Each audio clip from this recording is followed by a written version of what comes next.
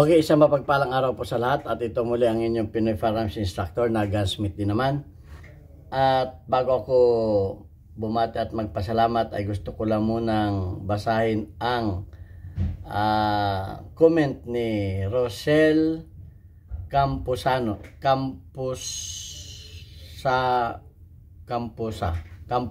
Okay. Sabi niya, "Hi po, may tanong lang po ako kung anong masasabi ninyo doon sa sibilya na nakabaril ng dalawang nakamotor na bumaril sa isang kalalaya lang na minor di edad. Allowed ba ang isang sibilyan na may license gun owner at may PTC-4 na makialam sa ganong patayan? Kasi nung nakita niyang binaril yung biktima, hinabol niya tapos napatay niya ang riding in tandem at bigla siyang nawala.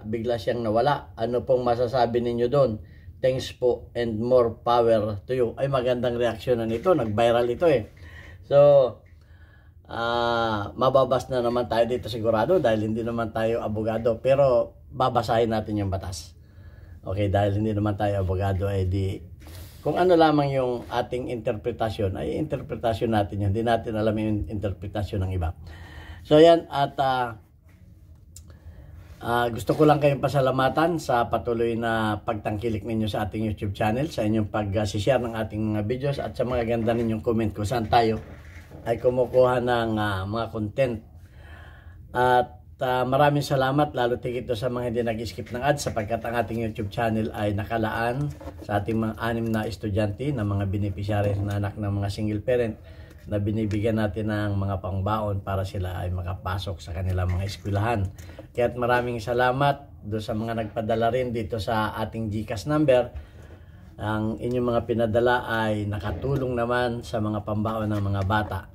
At maraming salamat kay Noli Peace America na nagpadala sa ating premier videos na yung pinadala ay naibili natin ng mga school supplies at saka isang eyeglasses na isang bata. At gayon din maraming salamat kay Boy Umay ng Riyadh, Saudi Arabia, kay Jubil Platon. Okay, ayan, at re-reaction na natin ito, mabilisan lang. So, tingnan natin kung may mababasa tayong batas tungkol dito.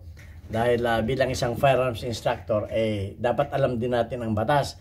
Baka tayo ay may baril, hindi natin alam, dali tayo ng dali kung ano bagay yung ating pinapasok na problema.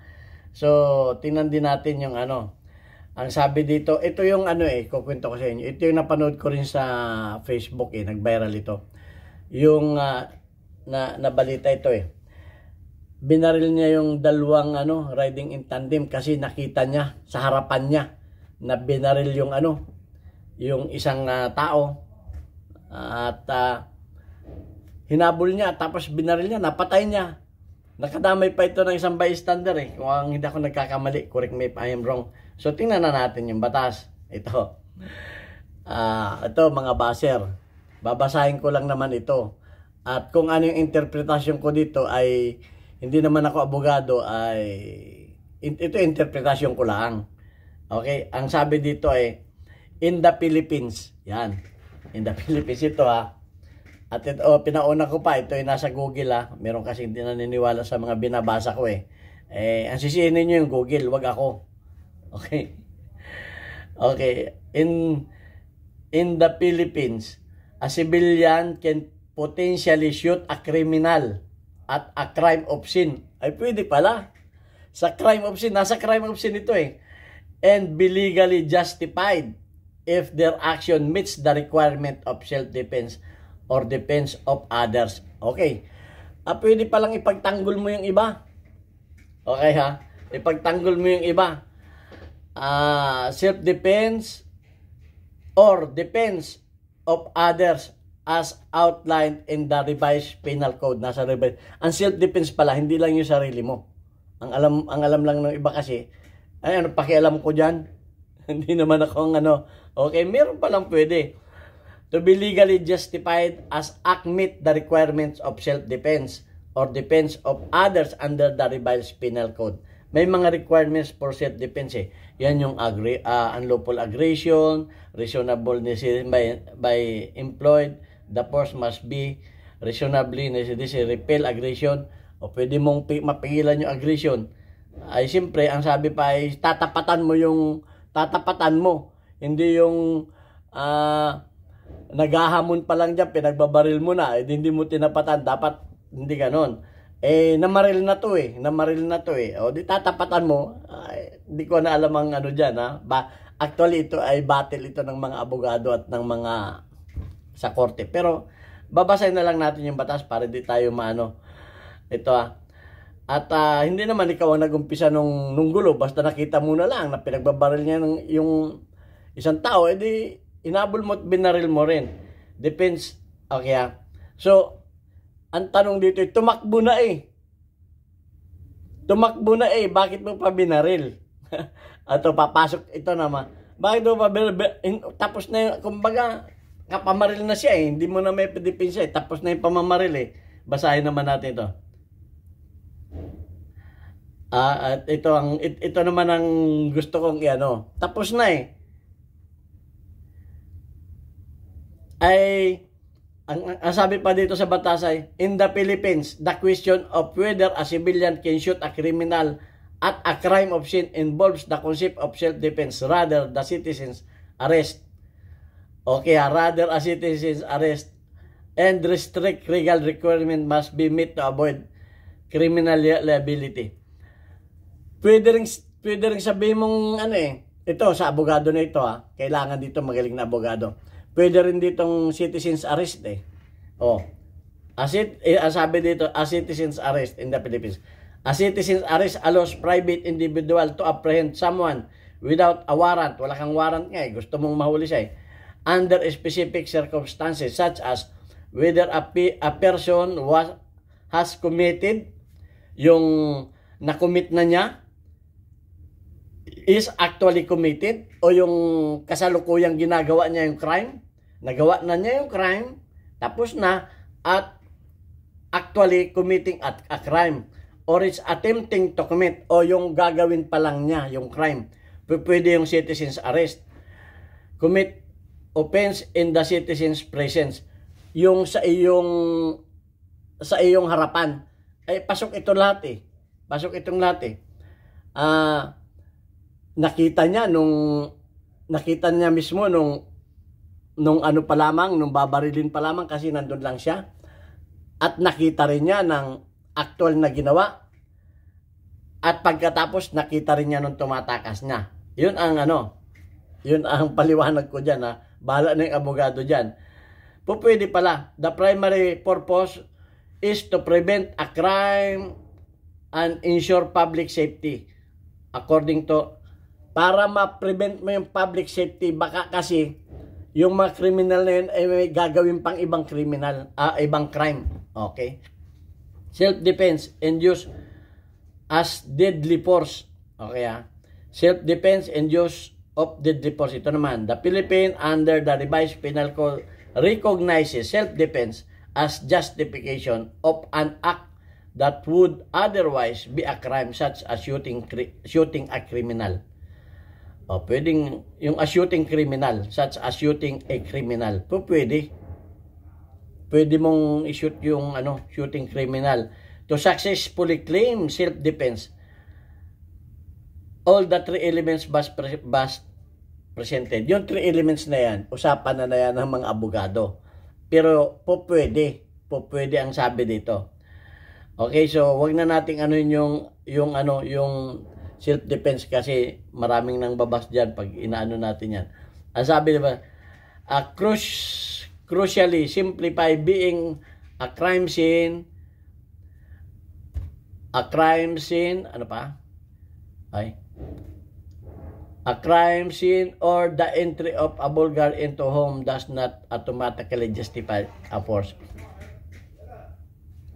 Okay Ito yung crime lang So basa pa tayo dito.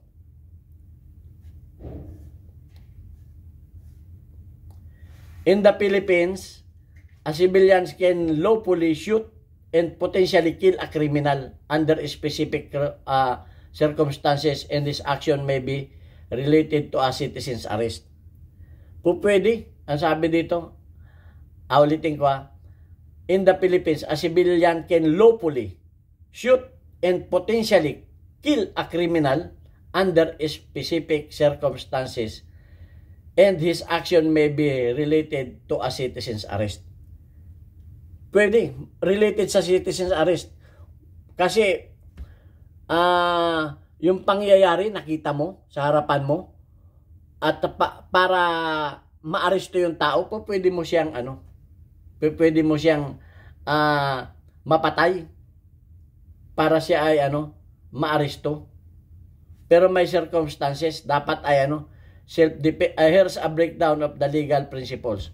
Self-defense. The Philippines law recognizes the right of individual to use force, even deadly force, to protect themselves, para maprotektahan mo yung sarili, their relatives, yung iyong kamag-anak, or strangers from unlawful aggression.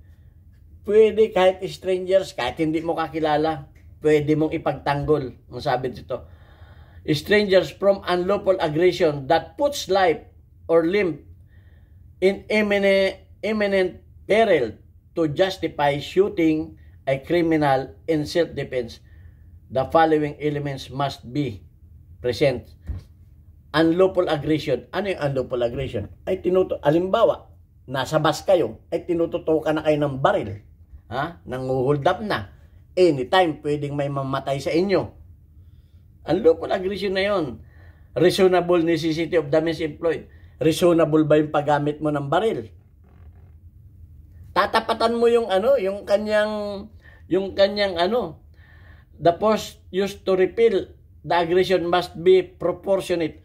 Proportionate ba yung paggamit mo ng baril? Proportion yun sa akin, Dahil may baril siya, proportion. Pareho kaming may baril. So, yun ang mga Kaya yung mga hold-upper na may baril, na baril din, ay proportion yun. Kasi may baril siya Alam nga, gamitin mo doon ay kutsilyo, ay may baril siya. Proportion yun. Kasi may baril siya. Ay kung ang gamit lamang niya ay patalim, ay hindi proportion siguro yun. Patalim ang gamit niya, tapos binaril mo, maliban lamang kung talagang nakamatay na siya o may pinapatay na siya. Okay. So, bahala na yung abogado dyan, Yan ay sarili ko lamang. Okay, reasonable siya. Okay. Citizen arrest. A private person in the Philippines can make a citizen's arrest without a warrant on a certain circumstances. Okay, ano yung certain circumstances yun when a crime is committed, being committed, or attempted in their presence. Okay, ito yung sinabi ko kanina. A crime is being committed, ginagawa na niya yung crime. Yung attempted, gagawin pa lamang niya. Ay, pwede pa lang, kahina-hinala pa lamang, gagawin pa lamang niya yung crime Halimbawa, nakatutok na yung baril. Ay, wag mo na intayin kalabitin pa yung baril para mamatay yung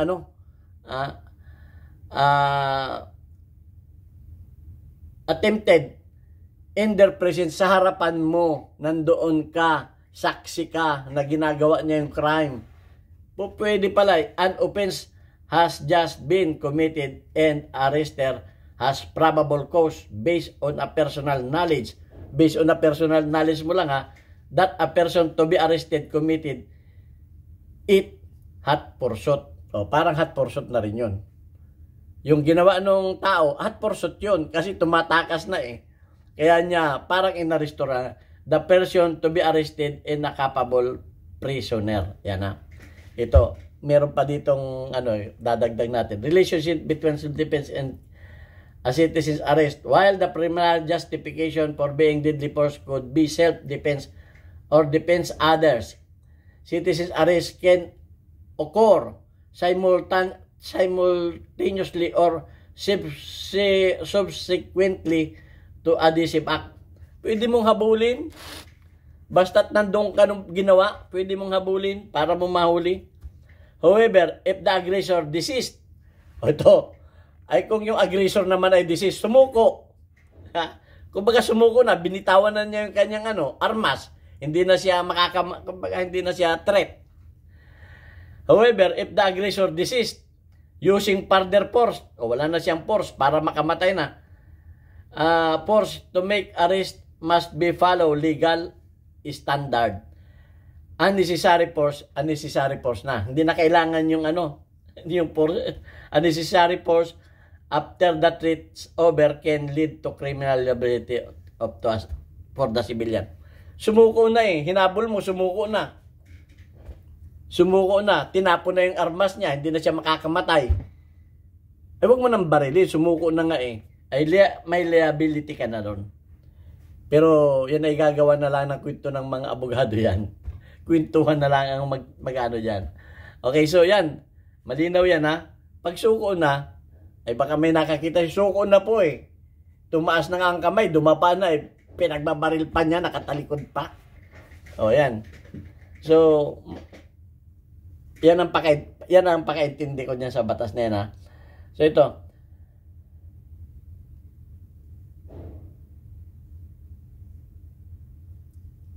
Ang sabi pa dito ay proportionately force. The force must be proportion threats using lethal force against unarmed. Yung unarmed na who is not posing serious threat could be considered excessive and lead to criminal charges. Ayun yung hindi na siya wala na siyang kakayahan makamatay ay So, meron pa dito akong gustong Ang sabi dito ito, legal counsel. Ito, using deadly force, even self-defense has seriously legal implications and it is strongly advised to seek legal counsel. Punta ka kagad kayo sa abogado. Counsel immediately after such incidents is for proper complaint. Ay, ang hirap do sa kaso na yun, nagtago yata yung na yun. So, dapat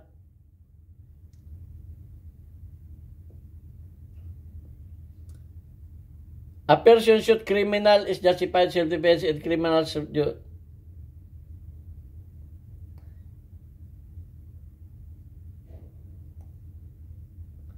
So, ayun.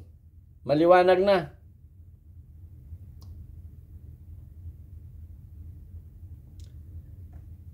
May nabasa pa ako dito, hinahanap ko Ito.